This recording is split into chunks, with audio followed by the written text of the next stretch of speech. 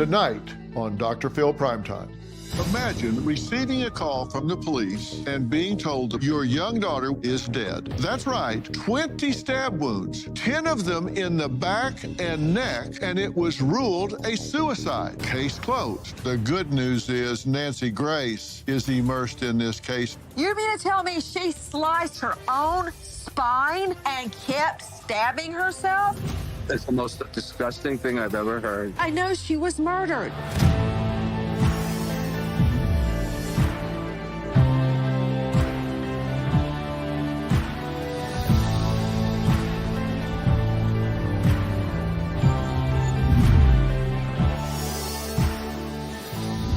Imagine receiving a call from the police and being told the person you love the most, your young daughter with her whole life ahead of her, is dead.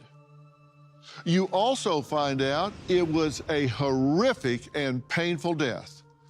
20 stab wounds, including a kitchen knife lodged deep into her chest, but also with wounds to the back of her head and neck. Believe it or not, that horrific news was just the beginning of a 14-year nightmare for the parents of 27-year-old Ellen Greenberg. The medical examiner initially ruled the beautiful Philadelphia teacher's death a homicide. But then, after a clandestine meeting between police and the medical examiner, it was mysteriously changed to suicide. That's right, 20 stab wounds, 10 of them in the back and neck, and it was ruled a suicide. Case closed. Tonight, after more than a decade of fighting for answers, the medical examiner's office has agreed to reopen Ellen's case. Now, Ellen's parents will join us tonight in an exclusive primetime interview. Nancy Grace will also weigh in. She is one of Ellen's fiercest advocates and covering the case on her Merit TV show, Crime Stories with Nancy Grace. And believe you me, she is fired up. Can I boil it down for you and get a simple yes, no? Ellen was stabbed 20 times in the back of the neck, the back of the head, covered in bruises. Yes. That's not suicide. Yes, no. No, it's not suicide. I'll plainly say that. They've been through a 14-year nightmare, and the good news is Nancy Grace is immersed in this case now. In fact, you've written a book about this case, What Happened to Ellen, which people can be able to get and read on April 22nd. Give us the facts of this case so you can get everybody up to speed. Dr. Phil, first of all, thank you for inviting me on this very important issue, because if this can happen to Ellen, it can happen to any of us. I mean, I'm not, obviously, a medical doctor. I'm a trial lawyer. But how can a woman, a young, beautiful woman, bride-to-be, who has just sent out her save the dates for her wedding, how can she be stabbed 20 times? And I want to correct that. We know of 20 times. Dr. Phil, you and I have discussed many times when there are multiple stab wounds, that very often stab wounds overlap each other. In my mind, there are more than 20 stab wounds, but I'll go with 20. How can this young woman stab herself in the back of the neck, the back of the head? There's a huge gash up here, Dr. Phil, up here. Now, how did she do a horizontal gash across her head? And another thing I've learned from very carefully reviewing the autopsy and discussing it with multiple experts, she had to do a hand change. What do I mean by that? You know, a lot of people, they'll have their knife in one hand and their fork in the other, and then when they cut their steak, they transfer it, they cut with the knife, and then they use the fork to pick it up. To do what she did, to do what was done to her, correction, she would have to transfer the knife, okay, in the middle of the suicide. When I learned this, and when I learned what happened at that murder scene, how it was cleaned up professionally, and so much more, I knew I had to speak out. Well, listen, you are speaking out, and you're right. This doesn't make common sense. And people, they can use their own body to think about this. I've actually got a figure here that we can look at so people get the idea of what we're talking about. And I also want to point out that there was a knife left in the chest.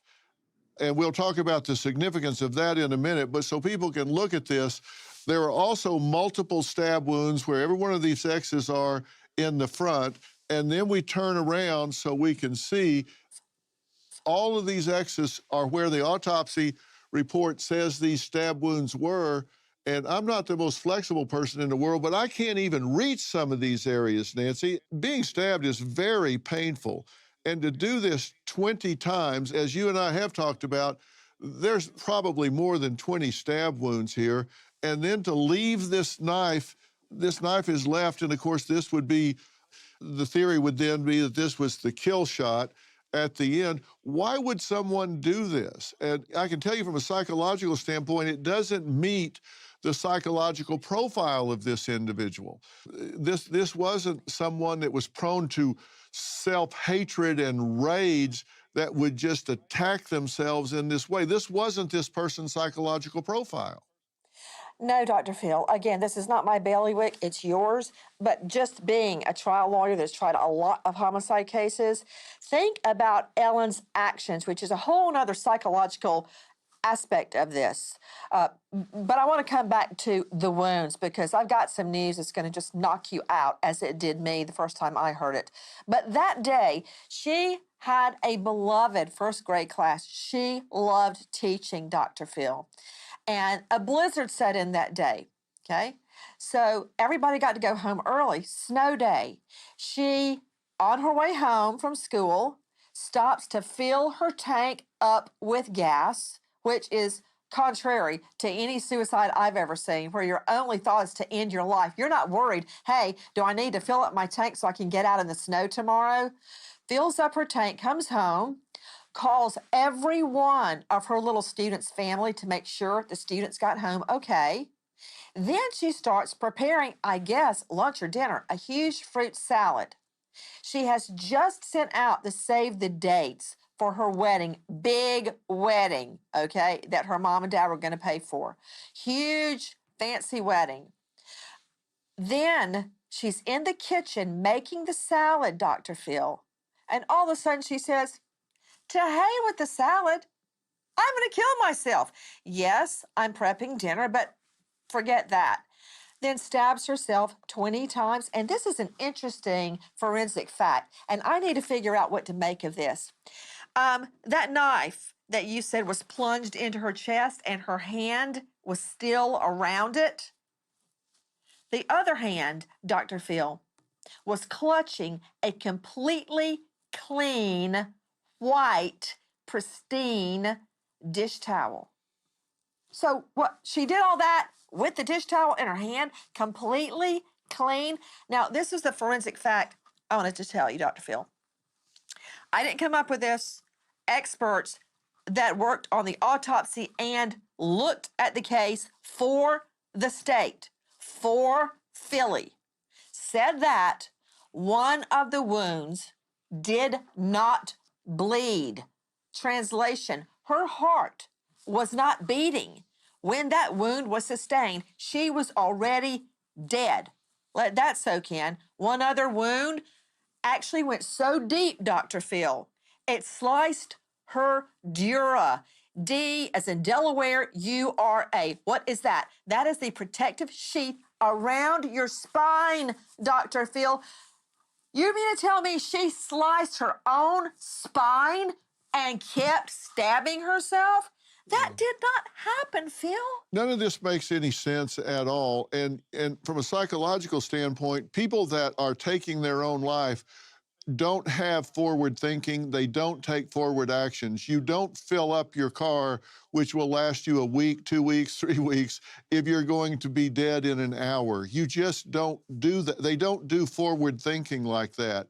They don't take actions into the future when there is no future. That just doesn't make any sense. You're sussing this out exactly right. And if you do what you're saying there, where she slices through the sheath around her spine, You're going into paralysis. You're starting, all sorts of things start to happen. It doesn't make sense. But we're going to continue to talk about this. Coming up next, Ellen's parents join us. We'll get their reaction to the medical examiner walking back the suicide ruling after 14 years. Now, there was this clandestine meeting where this changed from homicide to suicide. What was that all about? Now, 14 years later, they're reopening this. Plus, what they really think happened to their daughter. We're going to talk about all of that. Nancy, staying with us the entire time, right when we come back.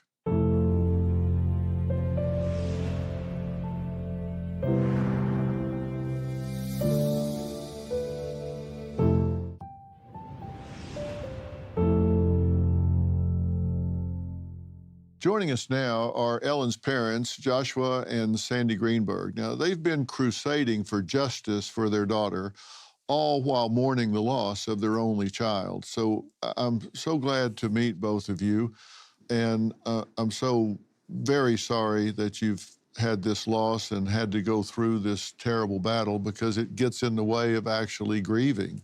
So thank you both for being here and talking about this. Thank you.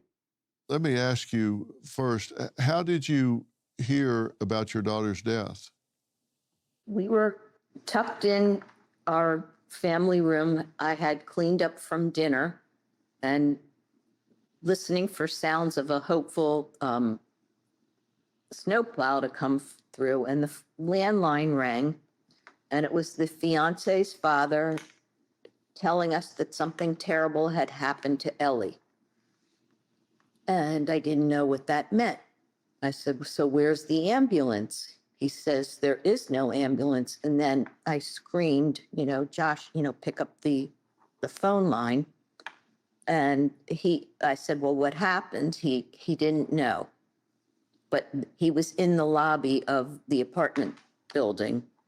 So somehow they were able to get in a nor'easter to the building. And he was just first calling to tell us. What was y'all's initial theory of what happened to her?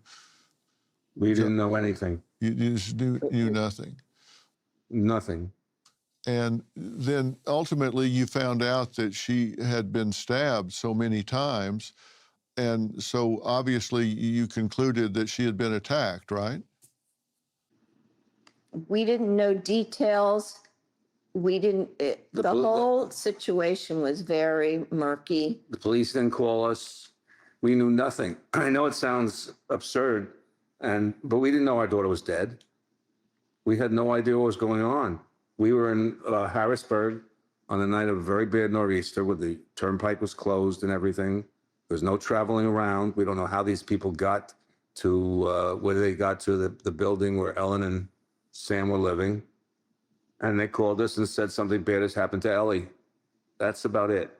I don't know how part of it, I'm going to be honest with you, part of it is we were so shocked that we didn't know what was happening. Once you found out that she had been stabbed almost 24 times.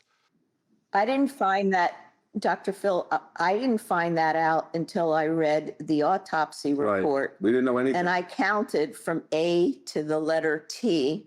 That's how many knife wounds were affecting her. I mean, I would sit there with a centimeter ruler late at night trying to figure out how, what 2 centimeters? what it all was. And that wound on her head was a very large wound. And it was first ruled a homicide, and then it changed. What happened?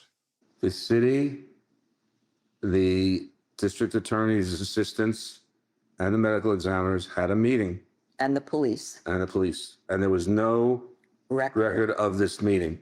We are not sure who, to this day, who was at that meeting.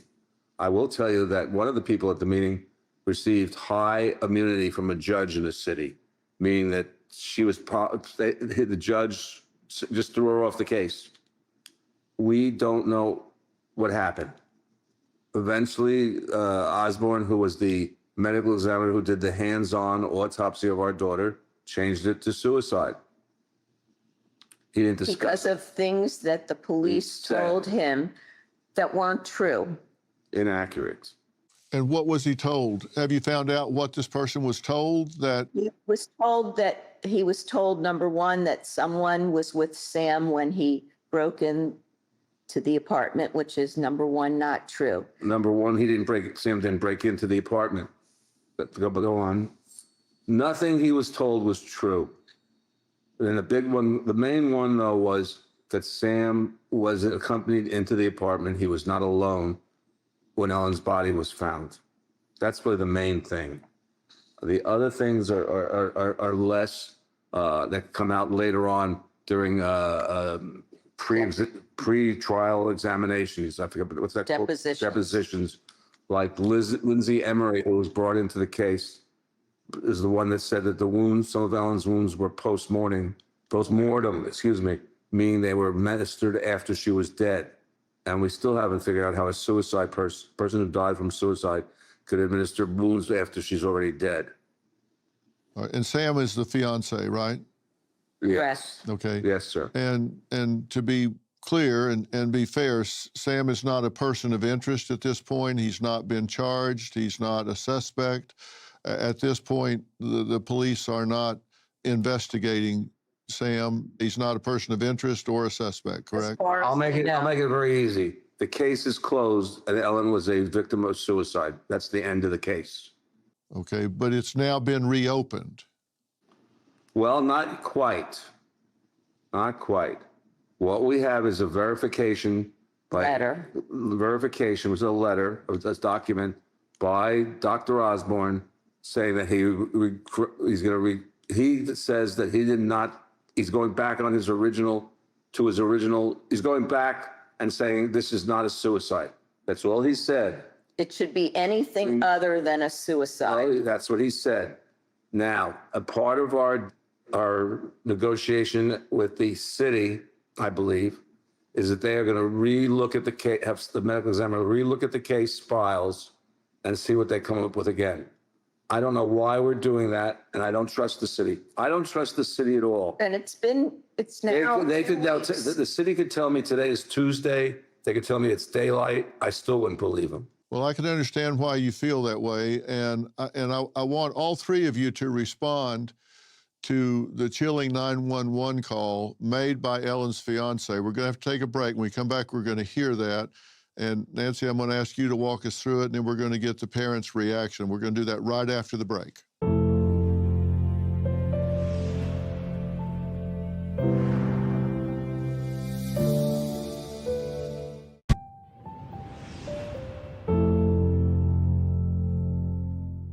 We're back with Nancy Grace and the parents of Ellen Greenberg, and I want to play the 911 call made by Ellen's fiance, Sam Goldberg. And I want to be clear, Sam Goldberg has not been named as a person of interest or as a suspect in this case. He did make a 911 call, and I want to get all three of y'all's reaction. Let's listen to the call. Peter, I'm now. I just walked to my apartment. My fiance's on the floor with blood everywhere. What is the address? Please come, help, now. I think her head. I think she hit her head, But it's got everywhere. She might have fallen. Do you know what happened? She may have slipped. There's blood on the table. Her face is a little purple. I went downstairs to go work out. I came back up. The door was latched. My fiance's inside. She wasn't answering, so after about a half hour, I decided to break it down. I see her now just on the floor with blood. Like she's not responding. Okay, is she breathing? Look at her chest. Is she flat on her back? She's on her back. So I bring her. Look at her chest and tell me if it's going up and down, up and down. I don't see her moving. Okay, do you know how to do CPR? I don't. Okay, I can tell you what to do, okay, until they get there. I want you to keep her flat on her God. Hello?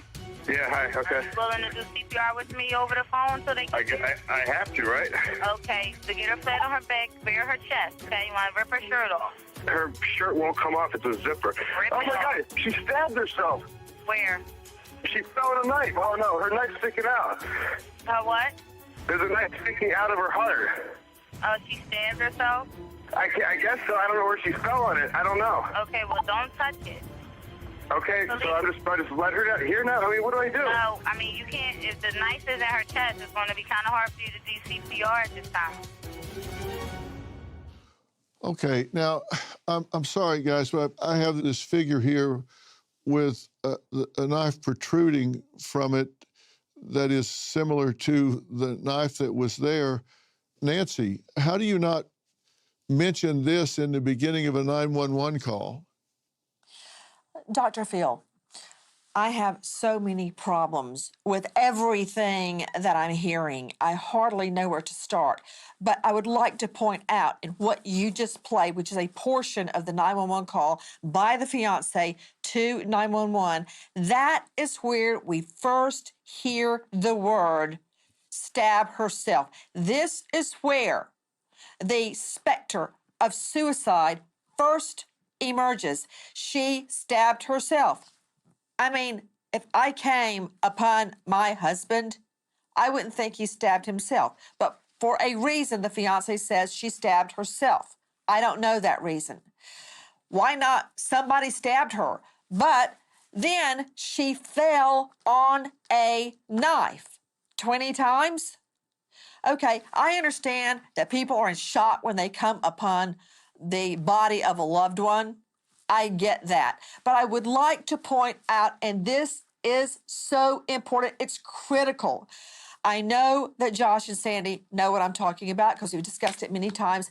It's the wrong way blood. The wrong way blood. What do I mean? When authorities got there, Ellen was sitting as the fiance described. She was lying on the floor, but from about the chest up, the bra line up. She was leaning back vertically against the kitchen cabinets. So she was basically propped up, sitting against the kitchen cabinets. But Dr. Phil, across her face is wrong way blood. Blood going horizontally, which means she was moved. The blood had dried that way. What does that mean? Staging of the scene. Well, gravity is gravity. We know that, and we know blood runs with gravity. Sandy, Joshua, give me your reaction to the demeanor of the man making that phone call. Is that the man you knew? How did you expect him to react in a crisis? I was so crushed when I heard the operator say, "Are you willing to do CPR with me?" And her fiance says, "I guess I have to." Right. I think also I was trying to go back before we played the tape. Sam spent a good 45 minutes outside the apartment making phone calls, numerous phone calls, and we've traced them to his uncle, his cousin, and other people, those people basically. Then he allegedly, and I'm going to say allegedly, broke in, because we can discuss the damage to the swing lock that was minimal, that was not damaged enough for anyone to get into the apartment. As for anything else he said, it's not believable.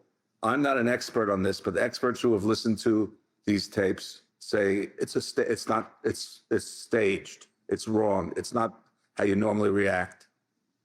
And the knife that was in her chest, the handle was a good 5-6 inches protruding from her chest. You couldn't miss it if you looked at her body. And he didn't see it until he started to try and remove her chest clothing to do CPR. But remember, the operator said, "Is she lying on her back?" And he said, "Yes." Yes. And now the crime scene photos show her propped up against the kitchen cabinets with wrong way blood. And again, if the blood should flow according to gravity. So it would have to go from the edge of the nose to the earlobe, not from the edge of the nose to the earlobe in a horizontal fashion. It has to go in a vertical fashion. So not only did it go that way, it coagulated that way. Yeah, it dried there. The whole thing is BS. Dr. Phil, I believe at this juncture, since no one has been named a suspect or even a POI, person of interest, we just have to get this case opened. We'll worry about the whodunit later. This case has got to be reopened. Absolutely, 100%. And we're going to talk about that. And in fact, we're going to talk to the district attorney who was assigned to investigate Ellen's case in 2015. What he says about the lock on her apartment door will shock you. Plus, we'll show you surveillance videos from inside the apartment moments before Ellen's body was discovered. All of that coming up right away.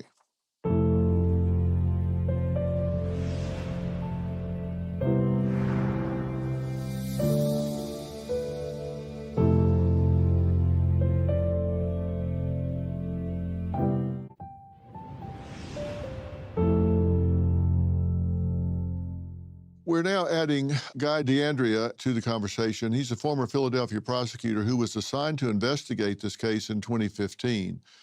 Now, Guy, thank you for being here. You say there were signs of injustice, mishandling from the beginning. And I'm just going to ask you a broad question.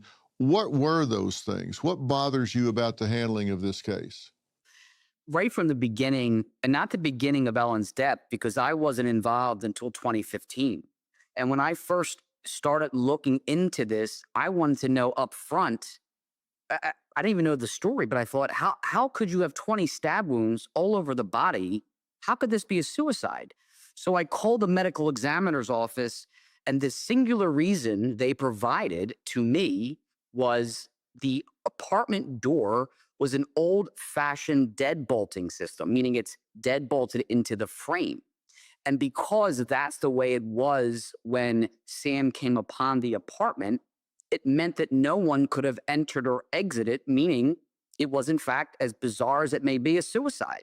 And so when I heard that, Dr. Phil, I thought, well, then this will be as bizarre as it is, like I said, this will be a very quick reinvestigation by me.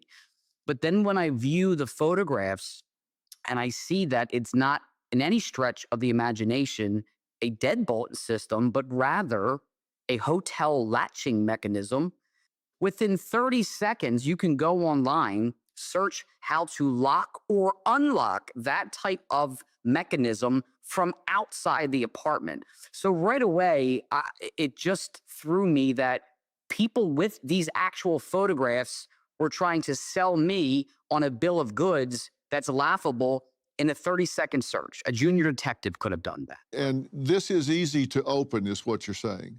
Incredibly easy. You could do it by using a hammer, a device, opening the door too quickly and then slamming it shut. There's so many different ways to do what someone could do inside the apartment and then stage it as being latched from the outside while you're outside. Okay. And Nancy, you and I have read a lot of police reports and stuff. This was a misreporting. What do you make of that, Nancy? This is what I make of it. At the time, the fiance, who was not a suspect, stated there was a witness that he brought with him when he broke in the door. Where had he been?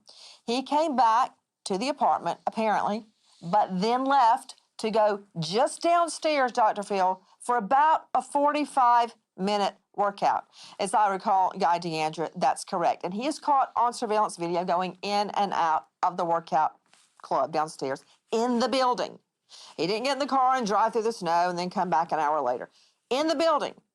So in the space of the time that he was in the apartment, went to work out 45 minutes and came back, Ellen had been attacked and murdered brutally. Now, to the witness. The fiance says a witness came and observed him breaking in the door. This is what I found when I was researching the book. There was a night manager working downstairs, at the front desk. Right. Nice luxury condos, they have a doorman, all right? He's there. According to him, the fiance asked, hey, I can't get my fiance to come, can't get Ellen to come to the door. Come with me, I'm gonna break the door down. Words to that effect. And the night manager says, I can't leave here. I'm not going anywhere to break down any door. I'm not going. So there was no witness to the breaking down of the door. I'm with DeAndrea on that door lock. It was not a deadbolt. And part of the lock was still on the door after it was broken down, which means the evidence was destroyed. When you break a door down and break through the lock, as purported, you destroy the evidence. See what I mean? There was no witness. I want to keep going here. What else did you see that really bothered you about this? The door lock bothered you. What else, Guy, bothered you about this? It bothered me when I started reviewing all of the different photographs, the scene, and identifying up front that this wasn't done right. Meaning, when you come upon a scene as law enforcement and you see someone with 20 wounds, You don't know at that point, let's say you don't know factually, what exactly happened. But when you have 20 wounds versus, let's say someone had slipped their wrist, 20 stab wounds has to be treated at least preliminarily as a homicide. Why is that important? Because right away, that would have required the crime scene investigative unit to come on scene, which would have meant blood testing, things such as luminol and other testing could have been done to see whether or not the presence of cleaning fluids was introduced on the scene, meaning someone killed her and then cleaned it up. That didn't happen. And it didn't happen because police officers immediately ruled this or determined this to be a suicide with almost zero investigation. So by that determination, we'll call it, crime scene was not called to the scene, which then led to a whole series of mistakes and problems that snowballed what were preliminary mistakes into a travesty of justice that has occurred in this circumstance. And then when you get to my repeated calls with the medical examiner's office, giving pushback on, hang on a second, you keep telling me it's this, then it's that, and I do some basic investigation 4 years later, and I debunk what you're saying to me. It just troubled me beyond belief every time someone was giving pushback that years later, me coming in with new eyes, it could be debunked, whatever they were saying, within minutes, if not hours. Okay, so they didn't treat this as a crime scene. They didn't come in and look to see if it had been professionally cleaned or staged or anything of the sort. And when you asked the medical examiner for information about the stab wounds and all, were they forthcoming with you about all of this?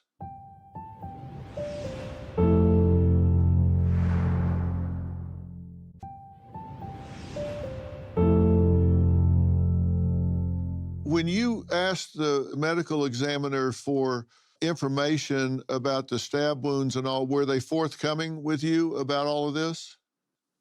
Not at all, not all the time. It took pushing. And what I mean by that, Dr. Phil, one of the things that sort of rocked me to my core is when I read in Dr. Osborne's the autopsy report, the Dr. Rourke from the University of Pennsylvania, who was used as a neuropathologist because there wasn't one on staff, so it was a per diem, if you will, or an ad hoc.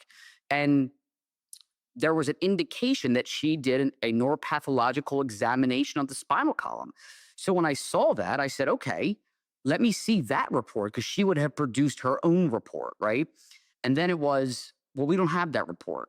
Okay, well, show me the logs that shows she was there to perform it. We don't have those either. Okay, show me the billing statements that show you paid this doctor as you should have for her work. We don't have that.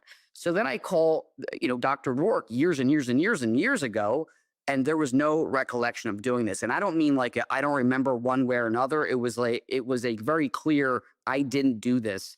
And when I would push, how do you have an examination was done in your report when it's clear by every piece of evidence or lack thereof that it wasn't in fact done? And never got a good answer on that. And it bothers me so tremendously to this day that things were just flat out put into a medical examiner's report that are not true, patently false. So it was logged, but it wasn't invoiced. There was nothing to substantiate that this was actually done. That's exactly right. Well, I want to talk more about this. And coming up, Ellen's fiance recently broke his silence 13 years after Ellen's death. We're going to tell you what he had to say when we get back. And I want to say again, and I'm saying this because he is not here to defend himself, that I'm not suggesting that he is the culprit here. He's not been named as a person of interest. He is not a suspect. He's never been charged, indicted, or anything of the sort. And you'll have to make up your own mind. We're just talking about the evidence here. Nancy said it well. It looks like somebody here has done something terrible, causing the death of this young woman. We can't even get the authorities to agree on that, but it looks awfully suspicious. We just want to know if somebody did something, who it was. We're not suggesting that it was the fiance, and he's not here to defend himself, so I'll say again, we're not suggesting that it's him. The evidence is what it is. You have to make up your own mind. We'll be right back.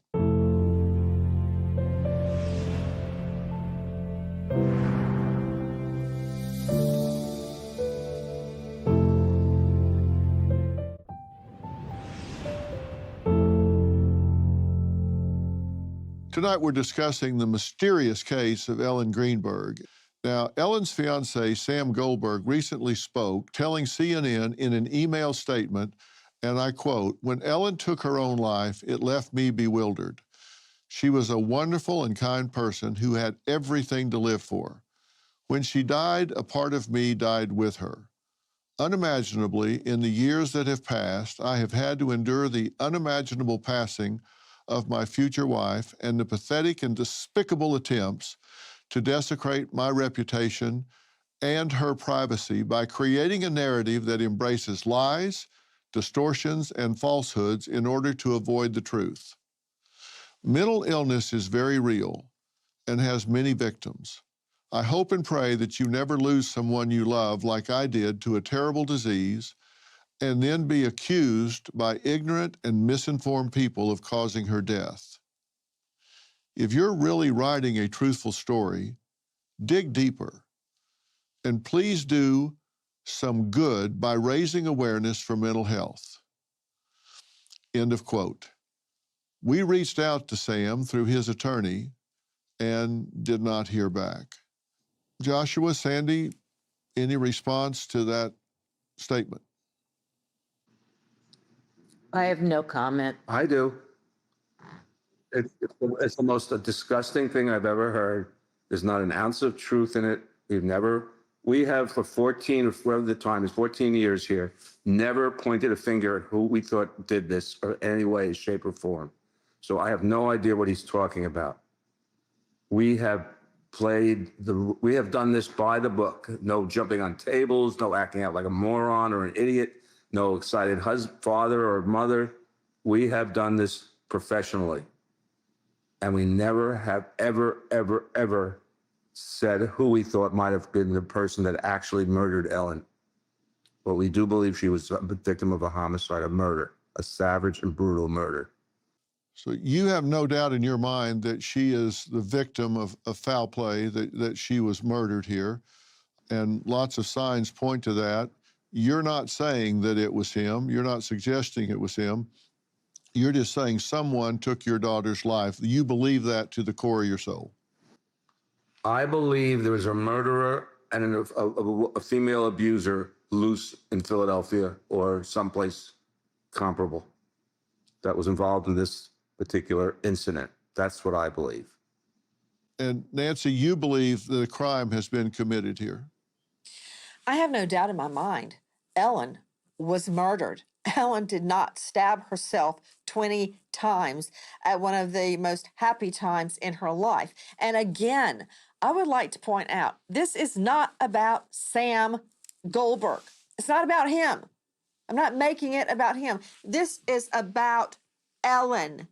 I have a daughter. I have a son. I, like Josh and Sandy, would want justice. Who did this? We're not even at that point. I don't know who did it, but I know she was murdered. We have to get to the fact finding, the independent fact finding as to what happened to Ellen before we can even guess who may have done it. So this isn't about him. That's why he hasn't been named a suspect or a POI, because he's not. This has to be reopened.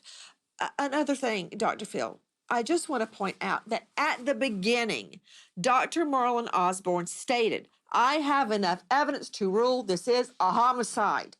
Then there was a closed-door meeting between him, police, and somebody from the DA's office that has gotten immunity over what happened in that meeting. Why? Why does the prosecutor, who's supposed to be wearing the white hat, need immunity over this meeting? Then after that meeting, bam!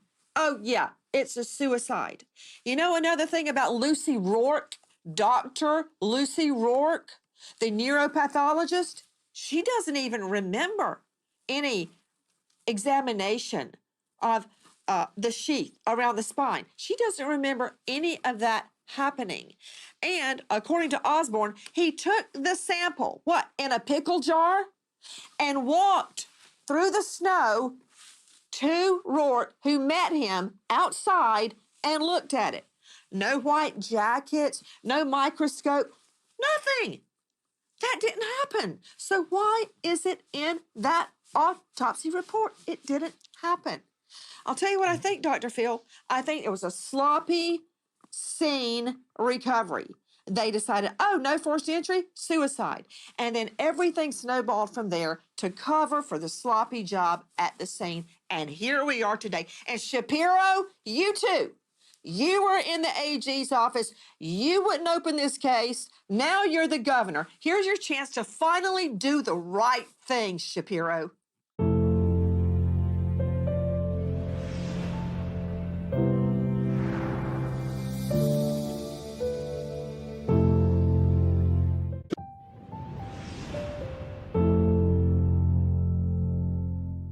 We're out of time for tonight, but we've only seen the tip of the iceberg in the mishandling of this case. We've only been talking for an hour, but Joshua and Sandy have been living this for 14 years. If you want to help, please join the over 166,000 people who have signed the petition for justice for Ellen Ray Greenberg on change.org. Also, support the Greenbergs and follow their journey at the Justice for Ellen Facebook page. We have so much more to cover about this beautiful young woman. Come back tomorrow night to hear the rest of the story.